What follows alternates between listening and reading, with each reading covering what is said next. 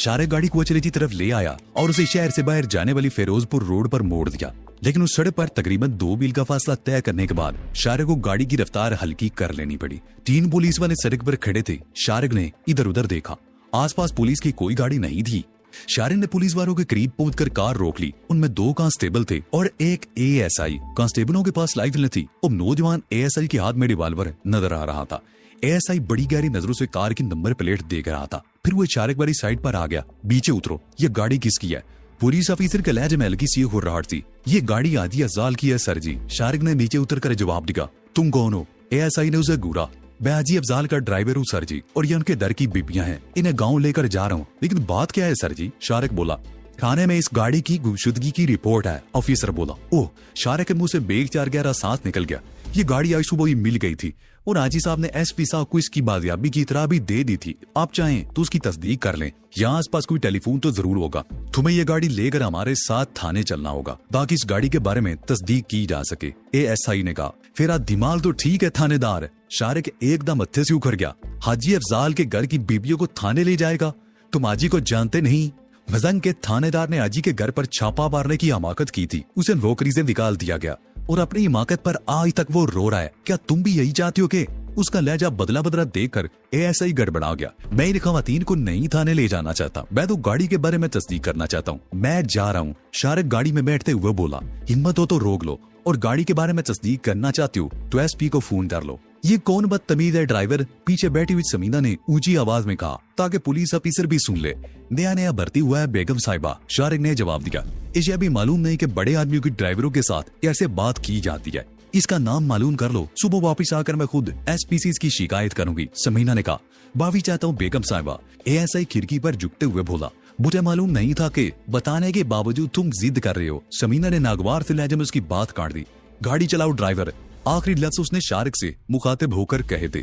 शारिक ने इज्जत स्टार्ट करके गाड़ी आगे बढ़ा दी और पुलिस वाले गाड़ी को देखते ही रह गए। कैसी रही बेगम साहिबा जी? शारिक ने पीछे मुड़कर देखते हुए कहा। जवाब में समीना और शाहबरी ने जोरदार कहका लगाया। शारिक भी उनके साथ कहके में शामिल हो गया। बाद में जब इसे पता चलेगा कि इस गाड़ी में समीना और शारिक थे तो शायद वो अपने आप को खुद ही मार लेगा, समीना ने कहा। शारिक ने जवाब देने की बजाय गाड़ी की रफ्तार बढ़ा दी। सड़क के दोनों तरफ खेत थे, कहीं कहीं कोई आबादी भी नजर आ जाती थी जहाँ मतलब रोशनियां नजर आ रही थी। शारिक कार की रफ्तार बढ़ाता चला गया। कसूर शहर अभी दूर ही था कि फिजा में चमड़े की बू महसूस होने लगी। कसूर वालों का ये बहुत बड़ा अलमिया था कि इस शहर के अंदर गिरदोनवा में छोटी बड़ी बेशुमार फैक्ट्रीज थी। चमड़ा साफ करने और रंगने के उन कारखानों की वजह से एक तरफ फिजा में आलूदगी थी तो दूसरी तरफ आबादी के अंदर और उनके चारों तरफ गंदगी के ढेर लगे हुए थे। रिहायशी इलाकों की गलियों में और हर तरफ गंदे पानी के जोड़ थे। उस जोड़ों में कारखानों से बहने वाला वो पानी जमा होता रहता था जिसमें केमिकल शामिल होते थे। उस आलूदा पानी की वजह से नाजुक शहरियों की सेहत मुतासर हो रही थी, बल्कि आसपास की जरिए राजी भी वीराने में तब्दील होती जा रही थी। केमिकल मिला वो ये गंदा पानी जमीन में जज़ब होकर पीने के पानी में भी शामिल हो रहा था, जिससे इस शहर में तरह तरह की बीमारियां फैल रही थी। इस शहर के बासी आए दिन एहतजाज करते रहते थे, मगर हुक्मरानों के कानों पर जू तक नहीं रेंगती थी। शहर में दाखिल होने की बजाय शारिक ने गाड़ी को उस सड़क पर घुमा लिया जो शहर के बाहरी से होती हुई दूसरी तरफ जाकर गंडा सिंह वाला और हुसैन वाले की तरफ जाने वाली सड़क से मिल जाती थी। हवा में बदबू इस कदर शदीद थी कि समीना और शाहपरी ने अपनी नाक पर कपड़ा रख लिया था। शहर से कई मील दूर निकल जाने के बाद उन्होंने सुकून का सांस लिया। तौबा, कितनी गंदगी है इस शहर में, समीना बोली। ये गंदगी और फिदाई आलूदगी चमड़े के उन कारखानों की वजह से है। ये गंदगी और फिदाई आलूदगी चमड़े के उन कारखानों की वजह से है जिनकी यहाँ भरमार है। मुझे तो हैरत है कि यहाँ के लोग जिंदा कैसे हैं, शारिक ने कहा। उसने कार की रफ्तार कम कर ली। एक तो सड़क टूटी फूटी थी और दूसरे उसे एक खाली जगह की तलाश थी। वो सड़क के किनारे हाथ संगे मील को बड़े फोर से देख रहा था। बुलाकर उसने एक जगह गाड़ी रोक ली। सड़क से जरा हटकर खेतों में खंडर नुमा मकान नजर आ रहा था। शारिक ने गाड़ी रोककर 2 मरतबा हेडलैम्प्स जलाए बुझाए। उसके थोड़ी देर बाद 2 आदमी खंडर से निकलकर सड़क पर आ गए। उन दोनों के हाथों में कलाशिनकोव राइफलें थी। वो जफरी और पप्पू थे। आधा घंटा बाकी है, जफरी ने कार के डैशबोर्ड पर लगी हुई घड़ी देखते हुए कहा। आने से पहले मैंने फोन करके इंस्पेक्टर उस्मान से तस्दीक कर ली थी। उसकी इतना यही है कि सुरमई रंग की पेजरो ठीक 1 बजे रात गंडा सिंह वाला पहुंचेगी। पेजरो में 3 आदमी होंगे। एक आदमी गंडा सिंह वाला से उनके साथ शामिल हो जाएगा और वो लोग हुसैन वाले से तकरीबन 20 मील बाईं तरफ सूखे दरिया से सरहद पार करेंगे। ये कन्फर्म है कि वो लोग इसी रास्ते से आएंगे? शारिक ने पूछा। हाँ, जफरी ने इस बात में सर हिलाया। गुंडा सिंह वाला यहाँ से सिर्फ 2 मील दूर है, वहां तक पहुंचने के लिए सिर्फ एक यही रास्ता है। जफरी ने कहा। ठीक है, हम यहीं पर उनका इंतजार करेंगे, शारिक ने कहा। वो तार को खेतों की तरफ मोड़ दिया। 3-4 कमरों पर मुश्तमिल वो मकान बिल्कुल खंडर था।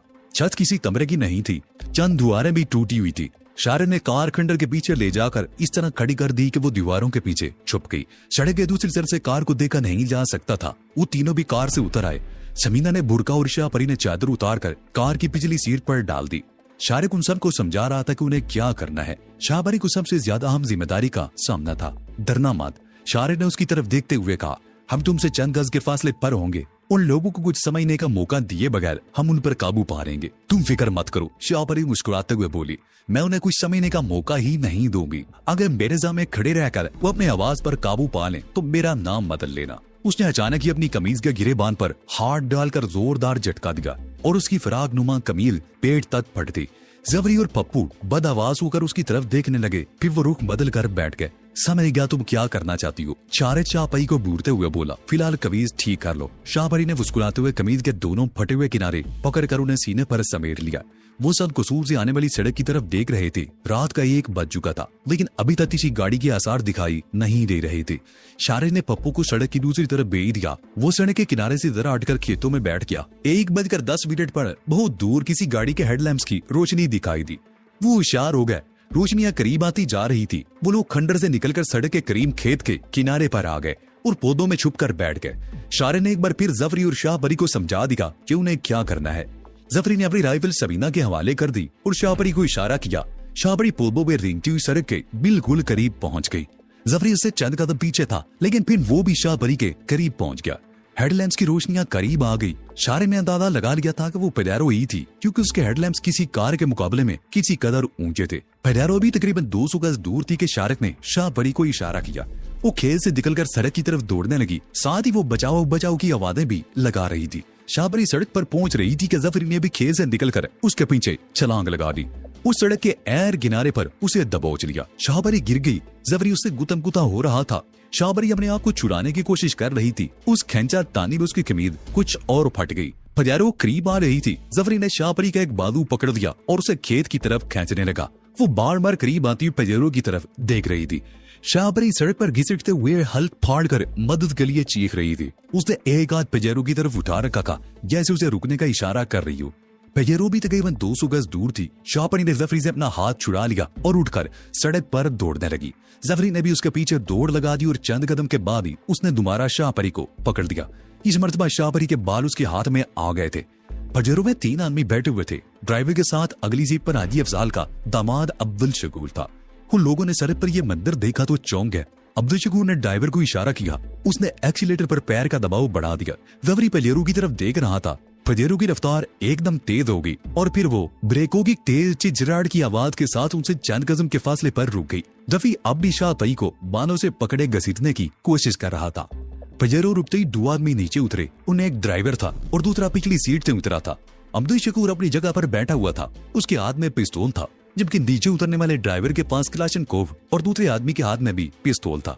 ड्राइवर ने नीचे उतरते ही जफरी पर राइफल तान ली। ए, छोड़ो इस लड़की को और अलग हट कर खड़े हो जाओ। ड्राइवर ने जफरी को राइफल की जद में लेते हुए चीख कर कहा, तुम लोग कौन हो? जफरी चीखा, यह हमारा जाती मामला है, इसमें कोई मुदाखलत ना करो तो बेहतर जाइए। जाओ अपना रास्ता लो, छोड़ दो इस लड़की को, रास्ता नापो को बच्चा। ड्राइवर चीखा, कौन है ये लड़की? इसे कहां से उठा कर लाए हो? मैंने कहा ना कि ये हमारा जाती मामला है, तुम लोग जाओ। जफरी ने जवाब दिया। उसके लहजे से अंदाजा होता था कि वो बिल्कुल खौफजदा नहीं हुआ था। ये मुझे बस्ती से हलवा करके लाया है। शाहपरी अपने आप को बदसूल छुड़ाने की कोशिश करते हुए चीखी, बचाओ, खुदा के लिए मुझे इससे बचाओ, ये मुझे मार डालेगा। अब्दुल शकूर अपनी सीट पर बैठा ये सब कुछ देख रहा था। लड़की जवान और बेहद हसीन थी। वो दरवाजा खोलकर गाड़ी से नीचे उतर आया। ए, वो जफरी पर पिस्तौल तानते हुए बोला, इस लड़की को छोड़ते हो या उड़ा दूं तुम्हारी खोपड़ी। जफरी की आंखों में उलझन सी तैर गई। उसी लम्हे शाहपरी ने उसकी कलाई पर दांत गाड़ दिए। जफरी भी बिला उठा। शाहपरी ने एक झटके से अपने आप को छुड़ा लिया और अब्दुल शकूर की तरफ दौड़ी। जफरी उसके पीछे लपका, लेकिन ड्राइवर में राइफल के इशारे से उसे रोक दिया। शाहपरी दौड़ती अब्दुल शकूर से लिपट गई। मुझे इससे बचा लो साहब जी, ये दरिंदा है, मुझे मार डालेगा। वो चीखी। अब्दुल शकूर का दिल उछलकर हल्के में आ गया। एक लम्हे को उसे यूं लगा जैसे उसका दिल पसलियों का पिंजर तोड़कर बाहर निकल आएगा। वो जिंदगी के जिस शोबे से ताल्लुक रखता था उसमें किसी औरत का कुरम कोई नई बात नहीं थी। उसकी जिंदगी में कई औरतें आई थी, लेकिन शाह बड़ी ने उसके सांसों का तवाज़ुन बिगाड़ दिया था। वो इस तरह उससे लिपटी थी जैसे उसके अंदर घुसने की कोशिश कर रही हो। अब्दुल शकूर की हालत गैर हो गई। कौन हो तुम? वो हकलाया। और ये आदमी कौन है? फिर कस्मे के गरीब अफगानों की छोटी सी बस्ती में रहती हूँ। हम महाजिर है, अपने घर से निकलकर रोजगार की तलाश में दर दर की ठोकरें खाते हुए तकरीबन 6 महीने यहाँ पहले आए थे। यहाँ खेतों भरा में काम मिल गया था। ये आदमी, उसने जफरी की तरफ इशारा किया, तकरीबन 2 माह से मेरे पीछे पड़ा हुआ है। मुझसे जबरदस्ती शादी करना चाहता है और इसने अपने साथियों की मदद से मुझे अगवा कर लिया। मुझे बस्ती से निकाल लाने के बाद इसके साथी किसी और तरफ चले गए और मुझे इस खंडर में ये ले आया। इसने धमकी भी कि अगर मैं इसे शादी नहीं करूंगी तो ये मुझे बर्बाद कर देगा। मेरे इनकार पे इसने दस्तदराजी शुरू कर दी। मैंने कपड़े फाड़ दिए। ये मेरी हिफ्फत लूटना चाहता था। वह मौके से भाग निकली। अगर आप लोग इस तरफ ना आ जाते तो ये मुझे मार डालता। फिक्र मत करो, अब ये तुम्हें कुछ नहीं कहेगा, अब्दुल शकूर ने कहा। उसके बिल की बरकने बदस्तूर बेतरतीब हो रही थी। वो जफरी की तरफ देखते हुए बोला, अगर अपनी खैरियत चाहते हो तो यहाँ से भाग जाओ। जफरी खौफजदा होकर उल्टे कदमों पीछे हटने लगा। ड्राइवर और उसका साथी भी चंद कदम आगे बढ़कर रुक गए। शाहपरी अभी अब्दुल शकूर से लिपटी हुई थी। उसका एक हाथ मुसलसल हरकत कर रहा था। अब्दुल शकूर के पूरे जिस्म में सनसनी की सी लहरें दौड़ रही थी। दिमाग में सनसनाहट हो रही थी। शाहपरी का हाथ जब उसके पिस्तौल भरे हाथ में पहुंचा तो उस वक्त भी उसे ख्याल नहीं आया था कि इसके साथ किसी किस्म का धोखा हो सकता है। शाहपरी ने इत्मीनान से उसके हाथ से पिस्तौल ले लिया और फिर दूसरे ही लम्हे उसने एक कदम पीछे हटकर पिस्तौल अब्दुल शकूर की कनपटी से लगा दिया और घुर्राती हुई आवाज में बोली, अपने आदमियों से कहो असला फेंक दे वरना तुम्हारी खोपड़ी उड़ा दूंगी। अब्दुल शकूर को यूं लगा जैसे उस पर एटम बम फट पड़ा हो। उसके दिमाग में धमाके होने लगे। ड्राइवर ने यह सूरत देख ली थी। अब्दुल शकूर ने बड़ी जल्दी से अपने आप को संभाल लिया। वो बड़ी फुर्ती से नीचे बैठ गया। गोली गोली मत चलाए। दाएं तरफ से एक चीखती हुई नुकसानी आवाज सुनकर वो सब उछल पड़े। कोई गोली मत चलाए, तुम लोग चारों तरफ से हमारे घेरे में हो। ये समीना की आवाज थी। शाहपरी ने बड़ी तेजी से पजेरों की तरफ छलांग लगा दी। ड्राइवर ने भी बड़ी फुर्ती से घूमकर आवाज की तरफ क्लाशनकोफ का ब्रस्ट मारा। उसके जवाब में उन पर 3 तरफ से गोलियां बरसने लगी। शारक, समीना और सड़क के दूसरी तरफ से पप्पू ने बैक वक्त फायर खोल दिया। ड्राइवर उसके साथ ही चिल्ली होकर गिर पड़े। अब्दुल शकूर भी सड़क पर इस अंदाज में बैठा था जैसे उठकर भागने की तैयारी कर रहा हो, लेकिन वो अपनी जगह से हरकत नहीं कर सका था। उसे इधर से कोई गोली नहीं लगी थी, लेकिन सूरत हाल ने उसे आवाज बख्ता कर दिया था। समीना और शारिक वगैरह खेतों से निकलकर सड़क पर आ गए। अब्दुल शकूर उन्हें देख कर भी चल पड़ा। समीना के हाथ में क्लाशनकोफ थी जिसका रुख अब्दुल शकूर की तरफ था। उसे अपनी आंखों के सामने मौत नाचती हुई नजर आने लगी। तो वो समीना और शारिक की तरफ देख कर हकलाया। हाँ, समीना ने जवाब दिया, लेकिन डरो नहीं, हम तुम्हें कुछ नहीं कहेंगे, तुम्हें जिंदा रखेंगे ताकि तुम अपने ससुर को बता सको कि 3 करोड़ का सोना लूटने वाले कौन लोग हैं। हाजी को बता देना कि हम उसकी सरगर्मियों से बेखबर नहीं हैं। उस सोने के बारे में हमें उस वक्त इतला मिल गई थी जब ये दुबई से कराची पहुंचा था और हम उस पर कब्जा करने के लिए मुनासिब वक्त का इंतजार कर रहे थे। और अपने ससुर को यह भी बता देना कि शारिक की माँ और बहन की बेइज्जती करने का इंतकाम अभी पूरा नहीं हुआ। उसके खिलाफ हमारी कार्रवाइयां जारी रहेंगी। वो चंद लम्हों को खामोश हुई, फिर जफरी और पप्पू की तरफ देखते हुए बोली, ये दोनों लाशें उठाकर खंडर में डाल दो और इसे भी बांधकर खंडर में फेंक दो। हाजी तुम लोगों को जिंदा नहीं छोड़ेगा, अब्दुल शकूर ने कहा। अभी तो उसे अपनी जान की फिक्र हो गई। समीना ने कहा, आज हम तुम्हें सिर्फ इसलिए जिंदा छोड़ रहे हैं कि सिर्फ हाजी को हमारे बारे में बता सको, लेकिन अगली मर्तबा जब तुम्हें पकड़ नहीं देना तो तुम्हारी लाश ही हाजी को भेजी जाएगी। शारिक खामोश खड़ा ये सब कुछ सुन रहा था। जफरी और पप्पू ड्राइवर और उसके साथी की लाशें उठाकर खंडर की तरफ ले जा रहे थे। तुम अपनी कमीज उतारो, समीना ने अब्दुल शकूर को इशारा किया। शकूर ने खामोशी से कमीज उतार दी। समीना ने वो कमीज शाहपरी की तरफ उछाल दी। गाड़ी में बैठकर यह कमीज पहन लो और शारिक तुम गाड़ी को एक साइड पर लगा लो। शाहपरी ने पजारों में बैठकर कमीज बदल ली तो शारिक भी मुस्कुराता हुआ स्टीयरिंग के सामने हो गया और इंजन स्टार्ट करके उसे थोड़ा आगे ले गया और यू टर्न लेता हुआ वापस आ गया। जफरी और पप्पू अब्दुल शकूर को घसीटते हुए खंडर की तरफ ले जा रहे थे। समीना भी उनके साथ थी। खंडर में पहुंचकर जफरी ने कार की डिक्की में से रस्सी निकाली और अब्दुल शकूर के हाथ पैर बांधकर उसे कार की पिछली सीट पर डाल दिया। समीना ने अगली सीट पर पड़ा हुआ अपना बुर्का और शाहपरी की चादर उठा ली और अब्दुल शकूर की तरफ देखते हुए बोली, ये कार भी हाजी की है जो हम समनबार वाली कोठी से ले गए थे। दिन चढ़ने पर कोई इस तरफ जरूर आएगा जो तुम्हें रस्सी की बंदिशों से आजाद कर देगा और तुम लाहौर जाकर हाजी को बता सकोगे कि यह सब कुछ कैसे हुआ था और किसने किया था। वो जफरी और पप्पू को इशारा करती हुई वापस आ गई। पजेरो का इंजन स्टार्ट था। शारिक स्टेज के सामने बैठा हुआ था। शाह पर ही पिछली सीट पर जफरी और पप्पू भी बैठ गए। समीना शारिक के साथ पैसेंजर सीट पर बैठ गई। उसने पीछे मुड़कर देखा, सीटों के दरमियान खाली जगह पर लकड़ी की 3 पेटियां रखी हुई थी। समीना की होंठों पर मुस्कुराहट आ गई। हाजी का 3 करोड़ रुपए मालिद का सोना उनके कब्जे में था।